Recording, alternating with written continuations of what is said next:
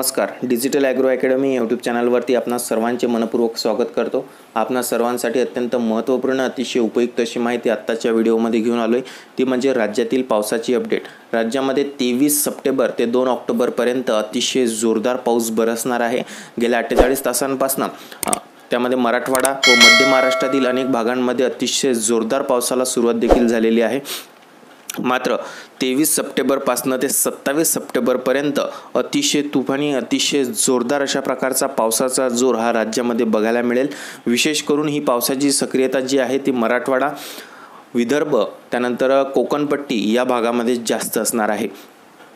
त्यानंतर 27 सप्टेंबर ते 2 ऑक्टोबरपर्यंत पावसाचा जोर थोडा कमी झालेला असेल. मात्र 27-28 ऑक्टोबरपर्यंत पावसाचा जोर हा अतिशय जोरदार असणार आहे. संपूर्ण राज्यामध्ये हा पाऊस बरसेल. तर आपण यामध्ये सर्व बघणार आहे, एकेका भागाची अपडेट बघणार आहे. कोणत्या भागामध्ये कधी कशा प्रकारचा पाऊस राहील याची संपूर्ण माहिती जाणून घेणार आहे.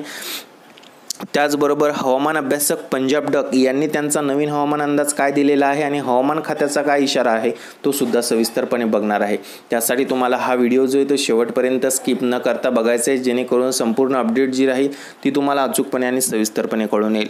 आणि आत्तापर्यंत जर तुम्ही आमच्या चॅनलवरती नवीन असाल, चॅनलला सबस्क्राईब केलेलं नसेल तर सर्वात आधी जाऊन चॅनलला सबस्क्राईब करा, नोटिफिकेशन बेलला क्लिक करा, जेणेकरून असेच नवनवीन हवामानाबद्दलचे अपडेट तुम्हाला सर्वात आधी मिळत राहतील. चला तर वेळ वाया न घालवता आपण आपल्या विषयाला सुरुवात करूया. तर राज्यामध्ये जे आहे 23 सप्टेंबर ते 2 ऑक्टोबरपर्यंत पावसाची सक्रियता बघायला मिळणार आहे. त्यामुळं जे आहे शेतकऱ्यांनी थोडं सावध होणं गरजेचं आहे, कारण सर्व पीक काढणीवरती आलेले आहे आणि ऐन तोंडावर आता पावसाचं पुन्हा एकदा पुनरागमन झालेलं आहे. आणि हा पाऊस जो आहे तो अतिशय मुसळधार असणार आहे. यामध्ये उर्वरित जी धरणे आहेत, जी धरणे भरलेली नाहीत ती धरणे सुद्धा भरणार आहेत, असं त्या ठिकाणी अंदाज सांगत असताना हवामान अभ्यासक पंजाब डक यांनी सांगितलेले आहे.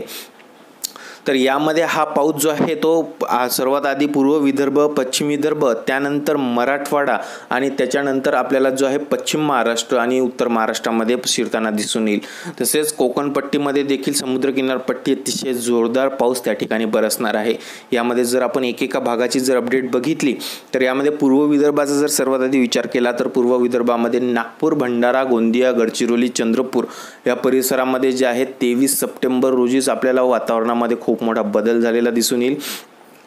आणि 23 सप्टेंबरच्या रात्रीपासूनच अतिशय जोरदार पावसाला सुरुवात झालेली असणार आहे. 23 सप्टेंबर ते 25-26 सप्टेंबरपर्यंत अतिशय जोरदार पावसाचा प्रभाव हा आपल्याला पूर्व विदर्भामध्ये बघायला मिळेल.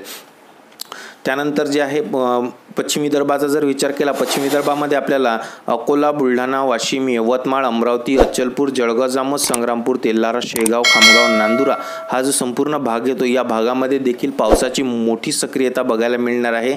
समान परिस्थिती असणार आहे. या भागामध्ये देखील आपल्याला 23 सप्टेंबरच्या सायंकाळपासून जे आहे जोरदार पावसाला सुरुवात झालेली दिसून येईल व हा पावसाचा प्रभाव जो आहे तो 30 सप्टेंबरपर्यंत कायम राहणार आहे.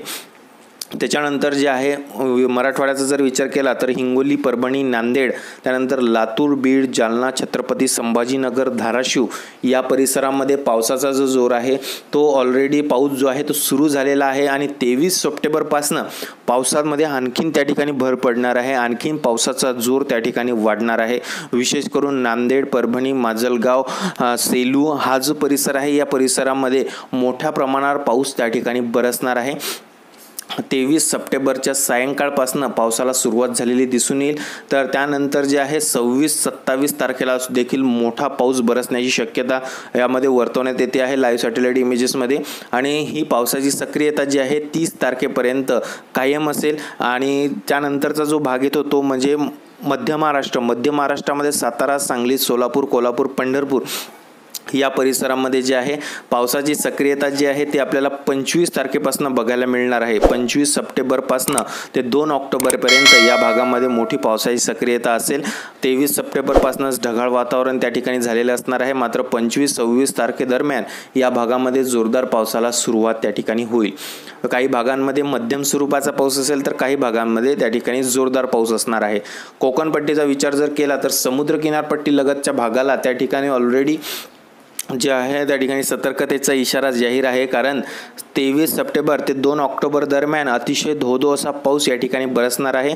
रत्नागिरी, सिंधुदुर्ग, सावंतवाडी, दापोली, रायगड हा जो परिसर आहे या परिसरामध्ये मोठा पाऊस त्या ठिकाणी होणार आहे. त्यानंतर पश्चिम महाराष्ट्रामध्ये पुणे व नगरच्या परिसरामध्ये देखील आपल्याला 24, 25, 26, 27, 28 या दिवसांमध्ये अतिशय जोरदार पाऊस बरसताना दिसून येईल. त्यानंतर देखील 2 ऑक्टोबरपर्यंत पावसाची सक्रियता कायम असेल, मात्र पावसाचा जोर ओसरलेला असणार आहे.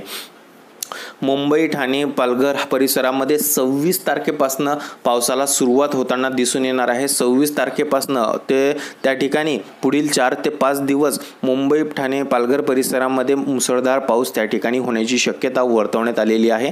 त्यानंतरचा जो भाग येतो उत्तर महाराष्ट्राचा, त्यामध्ये नाशिक, इगतपुरी, त्र्यंबकेश्वर या परिसरात देखील आपल्याला 23 तारखेलाच वातावरणामध्ये बदल झालेला दिसून येईल. त्यानंतर 25-26 पासून मोठ्या पावसाला सुरुवात झालेली या भागामध्ये बघायला मिळणार आहे.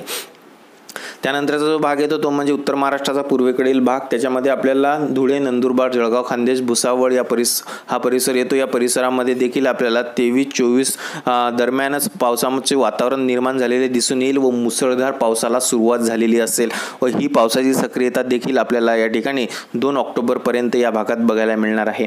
तर अशा प्रकारे ज्या संपूर्ण राज्यामध्ये अतिशय जोरदार, अतिशय मुसळधार पाऊस जो आहे तो 2 ऑक्टोबरपर्यंत बरसणार आहे. तर याची सर्व शेतकऱ्यांनी सर्वांनी नोंद घेणे अत्यंत गरजेचे आहे. तर हीच होती आपली राज्यातील पावसाची अपडेट 23 सप्टेंबर ते 2 ऑक्टोबरपर्यंतची. तर ही अपडेट तुम्हाला कशी वाटली कमेंट बॉक्समध्ये कमेंट करून नक्की कळवा. चॅनलला नवीन असाल सबस्क्राईब करा, नोटिफिकेशन बेलला क्लिक करा, जेणेकरून असेच नवनवीन हवामानाबद्दलचे अपडेट तुम्हाला सर्वात आधी मिळत राहतील. चला तर आता आपण भेटूया पुढील भागात नवीन विषयासोबत, नवीन हवामानाच्या अपडेटसोबत. तोपर्यंत इथंच थांबतोय. धन्यवाद.